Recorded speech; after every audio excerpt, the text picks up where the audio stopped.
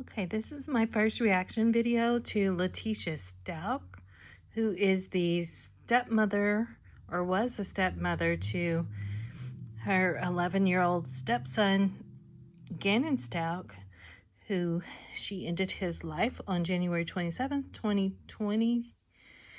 And this is her at the police station 2 days later on January the 29th, 2020. So I'm just going to be reacting to this, and I'll put the link to this video, this original video, in the comment section if you want to listen to it without my commentary. And then just because you're in here and you're in our building and stuff, do you mind if I just pat you down really quick? That's how we hug. I just need you to face that way for me. I'm not sure if you need me. Yeah, go ahead and just put your arms out for me and just separate your legs slightly for me. There you go. Right, if you just want to have a seat on the couch. We'll be right back with you. Okay. Thanks. How you doing? Good. Did you get some sleep? I haven't eaten today. Oh my goodness. Do you want something to eat? I've got some stuff. I would love that. What would you like? I've got some pizza Hot Pockets and some tamales and a breakfast burrito. Pizza Hot Pockets would be good. But, I mean, you don't have to, like, No, we can get you something. Okay. Yeah, that's totally fine. Yeah. Let me get that started for you.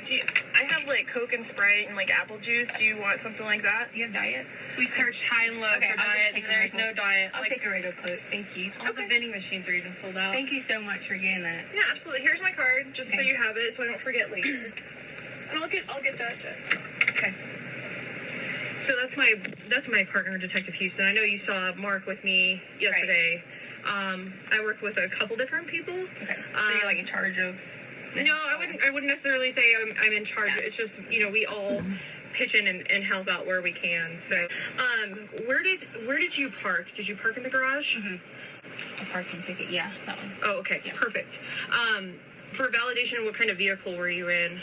So that I can put that on that validation slip whenever because I'll give you something to turn in so you don't have to pay. Yeah, it's a Volkswagen Tiguan. It's a Volkswagen Tiguan? Yeah. Okay. So first of all, you're in here voluntarily. Mm-hmm. You can leave. Okay. You just have to let me know that you want to leave. Right. Because I need to escort you out of the building. Okay. Okay. The whole purpose of this, of us talking, is to gather some information. And I have a question about that. I understand that. I know it's recording and all that. It's totally fine. But does that, like, usually stay within the courts and stuff like that? And I'm just asking. Yeah, so this because I'm going to have to tell you some very, personal things. So. Okay. And that's perfectly fine. Yeah, and so it is not our common practice to go and be releasing stuff like that. So I'm going to go over that with you right now. So you have the right to remain silent. Anything you say can and will be used against you in a court of law. And having these rights in mind, do you wish to speak with me? Yes. Okay. So if you could circle yes and then initial. It's sort of redundant, but if you'll initial next to yes. And then down at the bottom is an X here. Mm-hmm. If you'll sign that for me.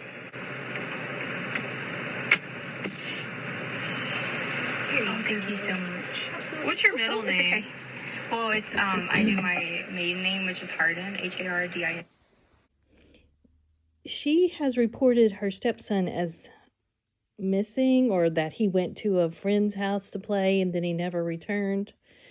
And so to me, it's just weird that you're going in to talk to the police to give them information to find your stepson, and you're ordering food. I mean, I could see if you get thirsty, then maybe ask him for some water. But I don't understand the food. I don't think I would be hungry. Hardin? Yes, ma'am. Okay. And that's your maiden name? Mm-hmm. All right. Let me just write down. There's the deal number. Do you have a given middle name? Lynn. Mm-hmm. L-Y-N-N? Yes, ma'am. There you are. Mm-hmm. Thank you. What's a good phone number for you in case I need to get a hold of you? What is, in case I need to send you any documentation via email, how can I do that? It's T-E. Okay, what's Facebook? It's just my name. Is it Letecia or Tisha? It's under Tisha. Mm-hmm. I'm sorry, you said it's under Tisha? Mm-hmm. Oh, actually it's not. It's because I abbreviated it. It's T-E. Is it your same last name? Mm-hmm. Stauch. She's already starting to be evasive. Actually, I wanted to pause it earlier when the detective asked her what car she's driving, and she said that she was driving her Volkswagen Tiguan. Later in this interview, she'll start being evasive about that too. When they ask her about which car she was driving, she'll say, "Oh, my car, the black car." But here she's talking about, "Oh, well, my Facebook is just my name." You know, and she's not using her real name for any of it. She's given her maiden name as her middle name, and that's really common with criminals because probably they have a history with the police that they don't want the police to look in there and find, so they don't want to give their real names. Yeah, because I really not, like, my first name, I'm always like, oh, Tesha. They're like, what, Kesha? So I just put T because Have I been saying your name wrong? No, you haven't, but I always try to change it. My mom didn't like it, so, like, we tried to change it. So, yeah, so I just gave up, just said put T. What do you want me to call you? You can call me Tisha, which is my Tisha, okay. You know, we always have a name we don't like or something. And you said Instagram. Mm-hmm. Now, my Instagram is under Dr. Stauch. Dr. what? Stauch. Is it the spelling of your last name? Mm-hmm. Okay. Because I have my doctorate degree in education. Okay. Mm-hmm. I'm like, is this like a Dr. Simple Pepper kind of thing? Mm-hmm. So it's for your education doctorate. Mm-hmm. All right. See, I don't think that she really has a real doctorate. I think that has one that you order online. And where are you working? Well, I was working with WD3, but I didn't want to work as a teacher anymore. Mm-hmm. So I decided I was going to be a flight attendant. So that's currently what I started doing. Okay, here comes some more lies. The lies are just endless, but you know, when she says, "Where are you working?" the honest answer would have been nowhere. Because she does not have a job at this point, or at that point in time. And this part about being a flight attendant, I think that she never did go to flight attendant training or anything like that. And I wish that they would have asked for some proof or shown us some proof in the trial. But I think the whole reason that she's given the story about the flight attendant is because she wants to have an excuse for wanting her passport. Because she's planning, she's planning to leave the country. She's planning to, trying to escape and go to Mexico. And so she needs her passport to get out of the country. Spirit, so I had been going back and forth doing like FAA. First you have to get like a study guide. I know you probably were like, oh, you have your doctorate degree, you want to be a flight attendant. You know, I just like to travel. But my goal is to like teach online too and do the flight attendant, so I could do both. Sure. So I've been looking over my books with Spirit and like things like that so that I could go to training. So I was supposed to go to training. We get like a training date February, March, April. So in the meantime, I was just doing like subbing at the early college. That's why I told you early college, picking up sub shifts and stuff like that. Okay, so you're more of a substitute. Well, I was just a fifth grade teacher at French, but teaching has gotten so difficult in the elementary schools. I don't want to do it anymore. Okay. Yeah, so it's kind of like in between. I just finished working with them. And it's so scary that there's a monster like this teaching kids. And I haven't heard from any of the children that she taught of what kind of teacher she was. I mean, I bet she wasn't very good or very nice to those children. But if any of you know, let me know. I'm curious. Yeah, I'm sure kids nowadays are a handful, right? It's hard because I did special ed for so long because that's what my doctorate's in, and then you're like, oh, like you try to help so many people, and it's just hard. Yeah. All right. So you're gonna do flight attendant with Spirit? Well, have you been picked up by them yet? Well, I got an offer letter from Spirit, I just got one yesterday from SkyWest. Oh, okay. And the reason I like SkyWest is because they have a domicile in Colorado Springs and in Denver. So you can actually like work there, and I could do both at the college. Because I I thought that was some of the vibrate. I was going to do like Pikes Peak, and like I'm sure I wouldn't have a problem because I just finished this past year. So I was going to just do them both. And then, so I hadn't decided, but now that Skywest just had offered it, I was like, that would be perfect because it was just like centrally located, you know, Right. where you could come home all the time. Yeah. So that was a big problem that we had, is because I was going to take the Spirit job and then I wouldn't be based anywhere. They don't have a base anywhere in our area. So like I would. To me, this whole flight attendant story goes to premeditation, because I think she had planned for a long time to use her flight attendant job as a reason for having a passport and trying to leave the country after she commits her crime. But yeah, look at, so I was in like a self evaluation type thing, trying to figure out, you know, transitioning from education and never having like another career was like, and then like worrying about how people would look at you like, oh, you have a doctorate degree and you're a flight attendant, you know, you guys like don't make money. Right. You know, so My Here's another thing that I noticed that she does when she lies. One of many things she does when she lies is she says the word you instead of her. She doesn't say, I was worried about people would look at me. She says, worried about how people would look at you. And it doesn't make sense because they're not looking at the other ladies. They're not trying to be flight attendants. Well, I think she did research flight attendant jobs just so she could use it to her advantage later. But just notice how when she's lying, she'll say the word you. Oh, this happens to you. And it's just out of place. And I'll put it out again. Lots of times.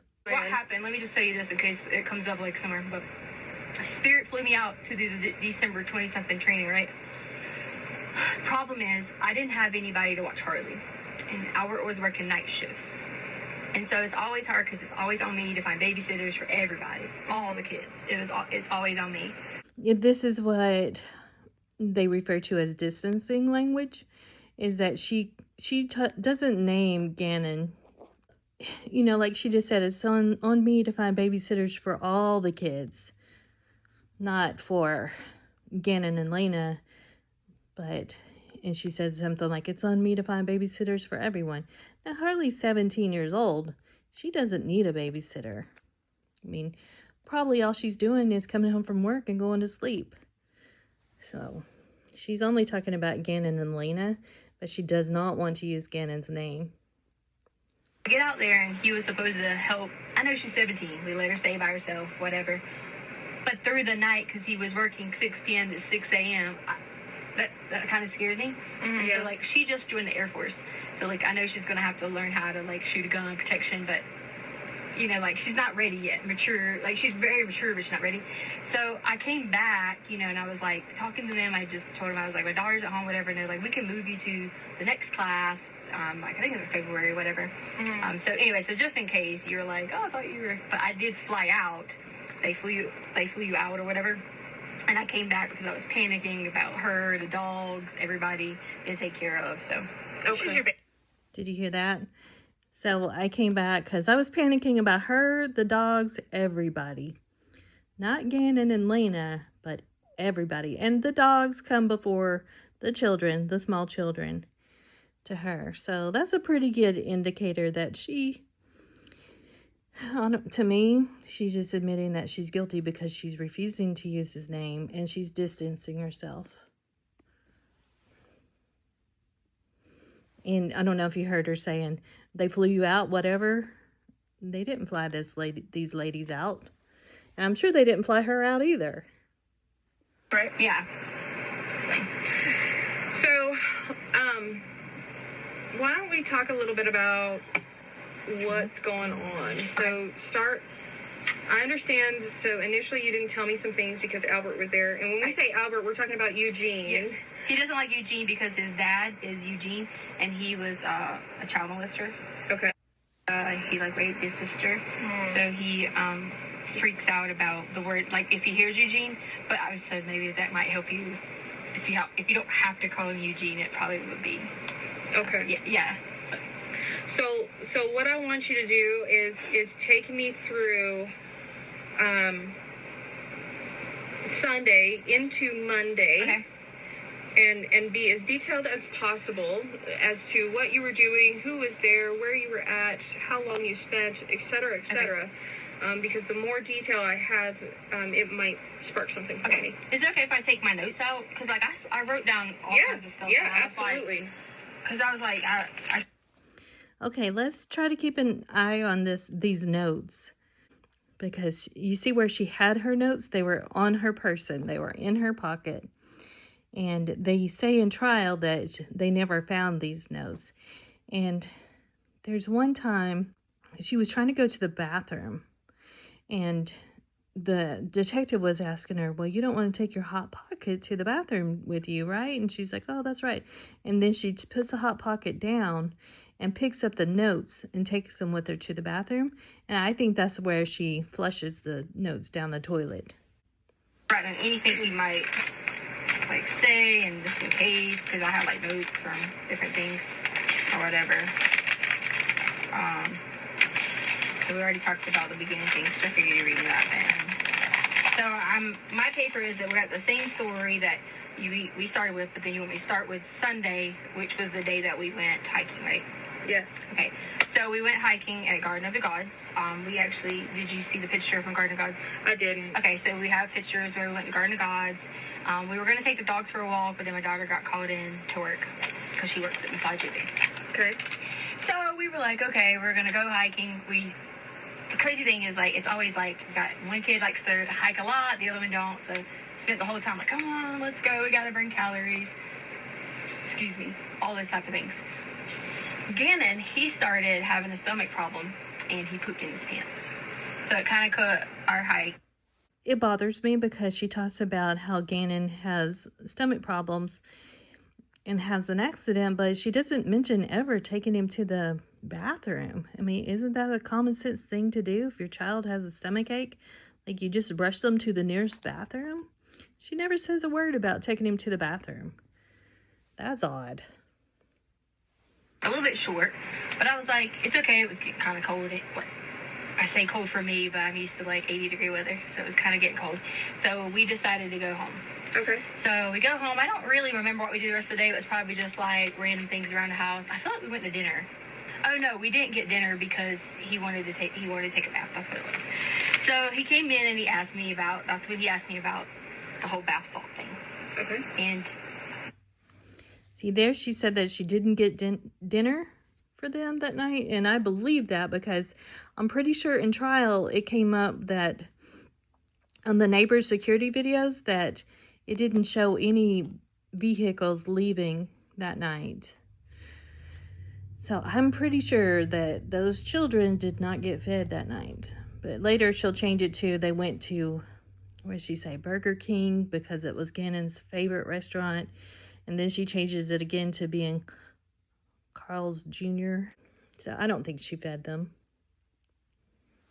he had pooped in his pants, so I thought he wanted to take a shower, so I gave him a bath bomb. Okay. So going through the night, we were just doing like a regular random things around the house. It's Sunday, no football on, you know. I mean, I don't know like specific every little detail we did, but just a normal everyday situation, other than he was in a lot of pain because he gets really bad. Is it okay if I like show you like graphic, like not graphic, but like with my hand motions? Yeah, that's fine. He'll get where he has to like poop, and like I swear they're like that big. It might take like 2 to 3 weeks. He has like a GI problem, so because he takes Vyvanse, so like he had went the whole time without Vyvanse. So whenever that happens, sometimes it'll get where his stomach like wants to work, but then like can't. So he spends a lot of time in the bathroom, like kind of like hurting and things like that. Okay. All right. So then at this point, the dogs, we have 2 new a Frenchie and an English bulldog. They're really like,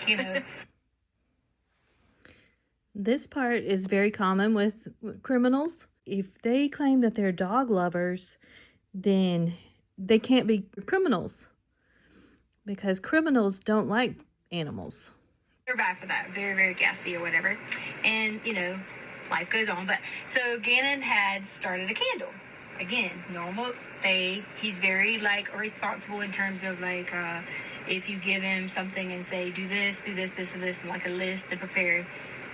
it's fine. So we let him, you know, do things like that. Like Albert lets him, like, use the box cutter to cut the boxes down, you know, and like teach him things to be like a independent, growing up adolescent. So Okay, I think just about every word of this candle story is not true. And I think what the truth is that she started the fire for the main reason that she wanted an excuse to cover the sensors of the alarm, the motion sensors inside the home, because she had plans to be setting them off a lot the next day. And the second reason I believe that she started the fire was because she wanted to torture Gannon.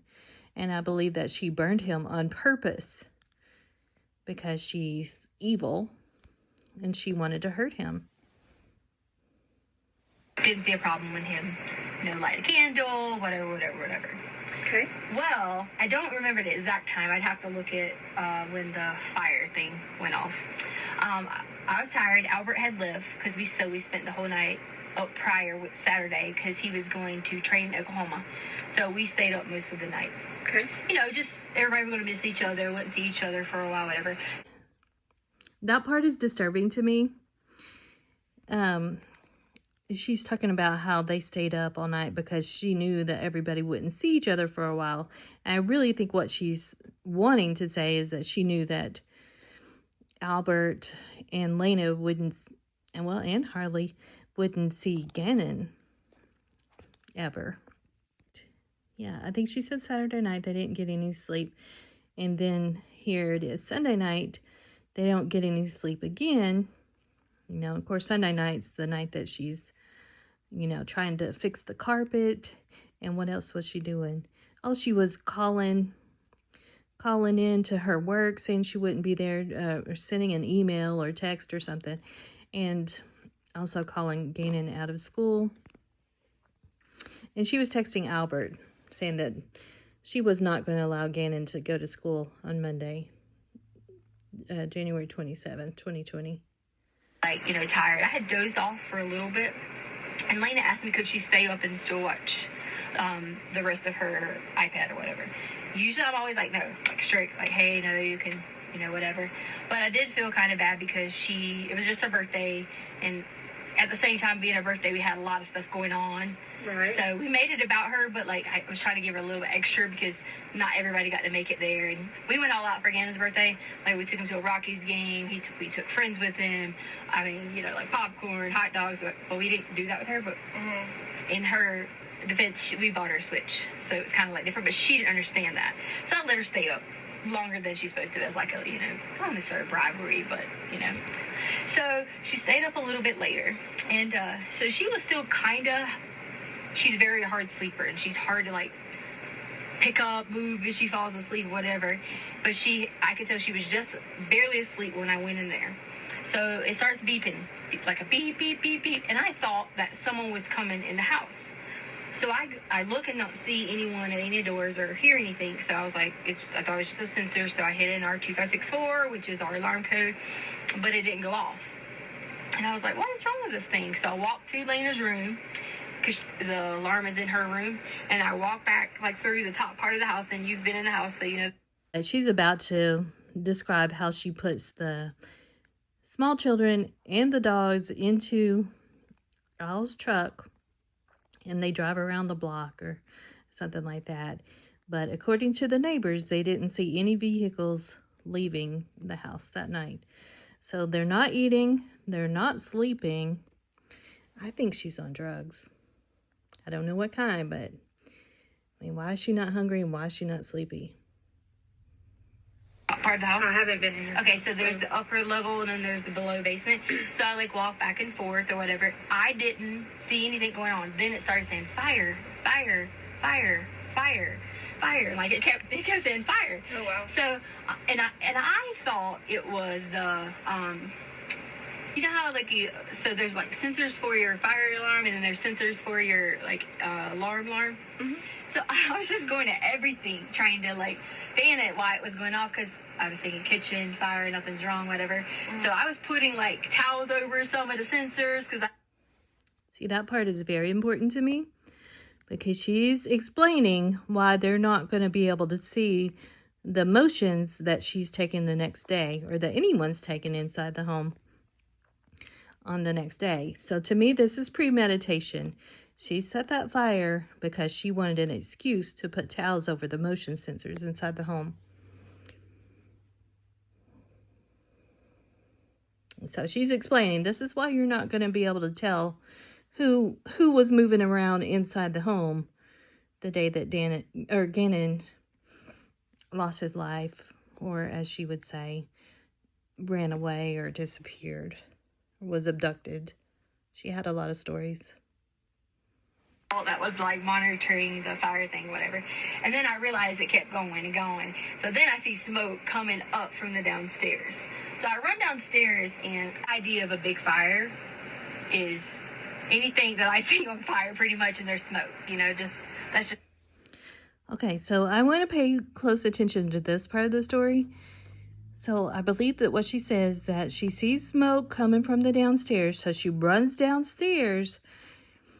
And then I believe she's going to say that she runs back upstairs and leaves Gannon down there in the fire. And then she grabs Lena and the 2 dogs and put them in the truck, in Albert's truck. And then she goes back down to do whatever to Gannon. And I'm thinking that that could be true, because I think she went back downstairs to burn Gannon. And maybe she put Lena in the truck so that she wouldn't hear Gannon screaming. What do y'all think on that? Because I grew up in the country, so, I've never bonfires and, things like that, So there was smoke coming up through the basement. So the basement has, you walk down the basement, there's a sofa and stuff over here. It was coming up through the basement. So I, run back up the stairs, go grab Lane, and luckily, my point telling you about her being not a rough sleeper, she woke right up. So she woke back up, and I almost, grabbed her, and I was like, get up, get up, get up, get up. I gave her the keys. I said, can you go, I don't remember the exact order, but I said something along the lines of, can you go take the dogs to Daddy's truck and sit there and wait? Right. So I don't remember the order of how we all ran out the house, but I know that at that point I did. She ran out, and I can't remember if I ran out to make sure they got the truck or if she ran out by herself. I don't remember that part, but I do know that had gotten in the truck. I came back inside, run back downstairs, and that's when I was trying to get Gannon, because I couldn't get, I didn't know how to get everybody at once. So my main thing was to get the front people out. Not necessarily on this part of the interview, but I wish that they would have jotted it down for a question later. Like when you ran downstairs the first time, when you saw the smoke coming up, why did you call for Gannon and say, hey, Gannon, get up, come run upstairs with me? Why did you leave him down there the first time and then run back upstairs to get Lena and the dogs and then go back downstairs for Gannon? That doesn't make any sense. And then go. So then I ran back downstairs to get Gannon. And then the fire was on the floor over here, then on the sofa. So I'm pretending this is the sofa and this is our floor. So it was right here and right here. And I saw the candle that was over here. So there was covers everywhere, because the kids always get on about, they leave a lot of covers laying around all the time. I mean, there's 10 quilts and LOLs and blankets and all this. So they were all right here. So I take a whole bunch of them, and I go and basically smash down on the sofa and the fire to put it out. So I got a burn, and then I was like, get up again, and started running at that point, because it wakes him up. He's alert. He's realizing that the covers and everything's on fire, the carpet's on fire. Okay, so you heard her say that it wakes him up. So he was asleep. If the child was asleep, how did he knock over the candle? I mean, maybe he tossed and turned and the candle was on the cover. I doubt it. Because, he was found with hydrocodone in his system. I think he was asleep because she drugged him on that Sunday evening. I think that's why he was sleeping and hadn't woke up for the fire or her running up and down the stairs. It's because he was drugged. And we do know that he was burned in this fire because she took a video of him afterwards. And he said, I'm just worried about my burns. So I think she intentionally burned the child, at least on his arms. And we all go outside. So we get in Albert's truck and we drive off. And I drove off in panic because I saw that I put the fire out. So I knew that there was no like, and nothing wrong, like, it wasn't keep going. I drove off in panic because I was like, oh my gosh, what do I do now? Like, we broke the carpet, we done this with this. Gannon's upset, freaking out because he's scared he's going to get in trouble and da-da-da-da-da. So, like, the whole talk was going on. So we drove maybe around the block a little bit and came right back. So we came back in and, like, developed a plan for the next day to figure out, honestly, we were going to face the cop, like. And also, we'll come to this later, but when she's telling this story to her daughter, what's her daughter? Harley, and to Al, she tells them, and she puts it in a text to Harley, that she jumped on Gannon when the fire was going on. She jumped on him and kept jumping on him and jumping down on him. And I believe that's true. I think that's when she was torturing him and burning him while he was drugged to sleep. The carpet and try to, like, not say anything. And the reason for that is because, like, Albert freaks out about every little thing. If the kids do something and I'm on, like, it's me, and he'll be like, you did this, you weren't being a good. Okay, so here she's trying to say that Albert would get mad at her, at Letecia, if his children had an accident and spilled a candle and burned the carpet. I mean, what kind of sense does that make? It's his children. No one's going to be mad at her for something that his children did. I mean, I could see, well, she knows it was her that set the fire, so. Stepmom, you weren't doing this, you weren't doing that. And so we both kind of were, like, a little, like, worried about it. And he gets very, like, crazy, like, if something goes wrong. So that was the plan. Go to sleep, rest. He was going to stay out of school. We were going to get the carpet fixed and then go from there. Plus, his stomach was hurting. So Lena didn't want to sleep in her room. Everybody was still kind of, like, frazzled. And I think Lena slept with me or on the sofa. I brought the dogs up. And Gannon he wanted to go in his room at that point because he was already sleeping on the sofa. Okay. So that's where Sunday, like, pretty much kind of, like, stopped and everybody went to bed and yada, yada, yada. And I think I sent Albert messages because he was sleeping, was on a different time zone, and he didn't see him that night. So. Okay. And I didn't feel. Okay, I love that part when she talks about this a lot, how Albert didn't respond to her because he was on a different time zone. Where Al was in Oklahoma and Letecia was in Colorado. So that's only one time zone away, 1 hour difference in time. So Al was on Central Time and Letecia was on Mountain Time. So that 1 hour is not going to make that much of a difference in their communication time. She's trying to make it like he's on the other side of the world or something. 1 hour. But no one was in harm. Make sure I say that because the fire was not going. Now, I know that Gannon had, like, black marks all on his shirt, like smoke marks. But he had on a long sleeve shirt and a short sleeve shirt because sometimes he has on whatever. So he had on a short sleeve shirt with a long sleeve shirt.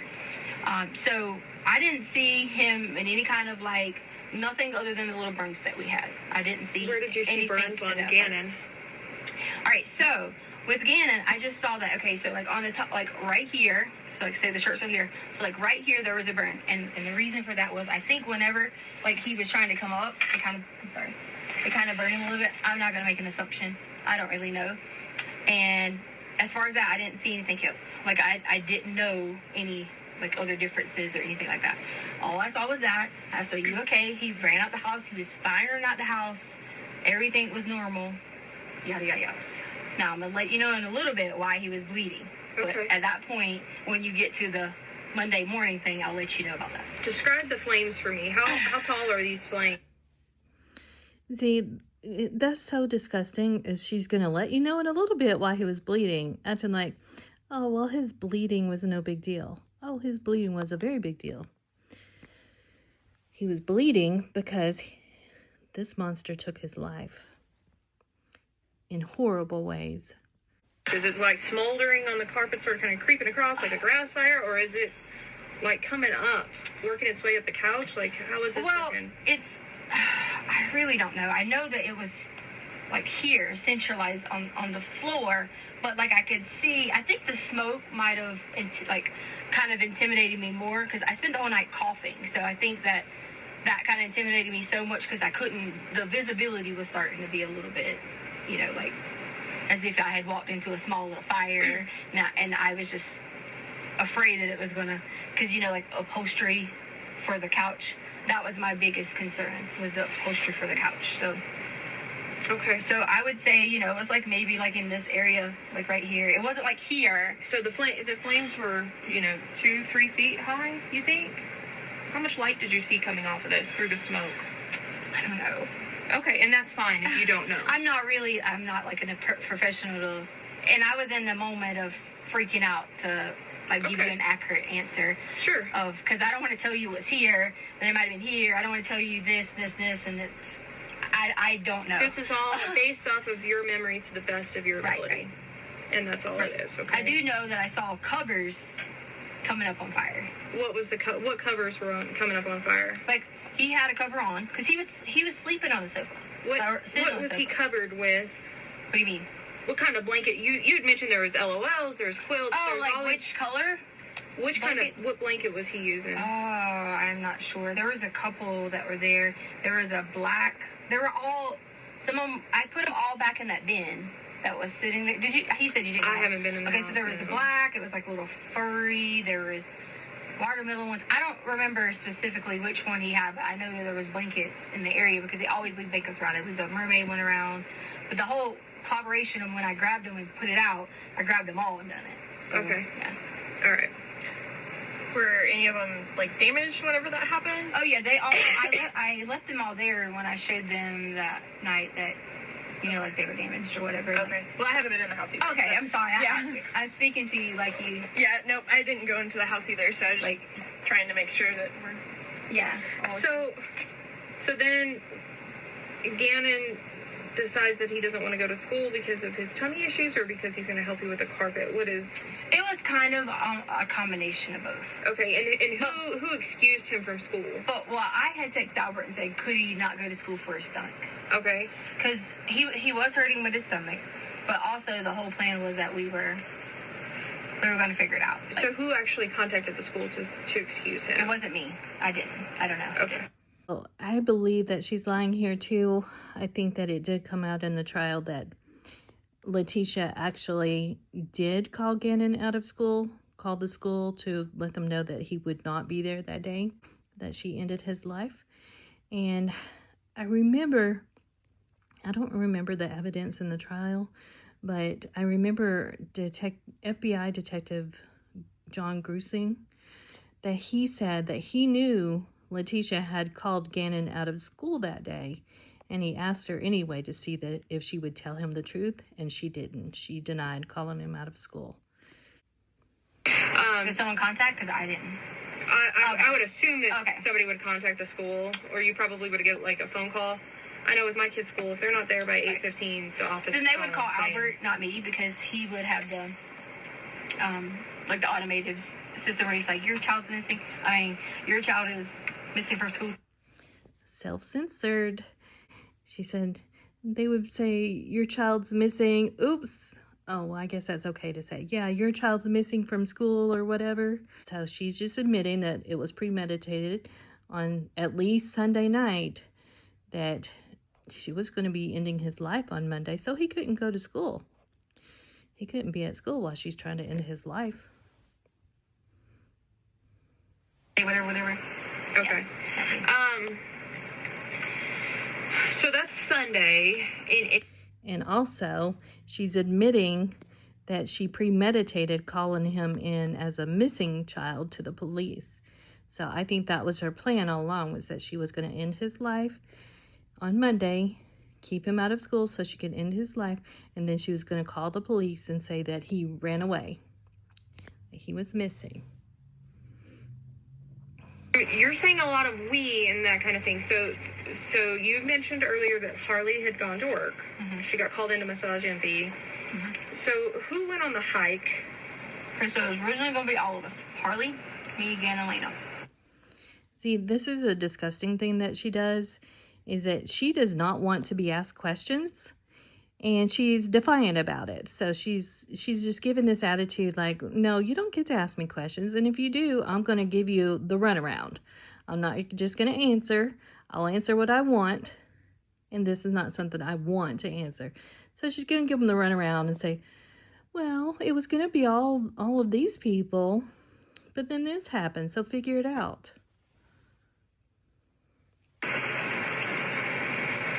And then Harley got called in. She switched shifts with someone, but then that person, like, I guess the policy is if that person agrees to take your shift, but then don't come, you still have to come or something. I don't know. So she just was like, I have to go.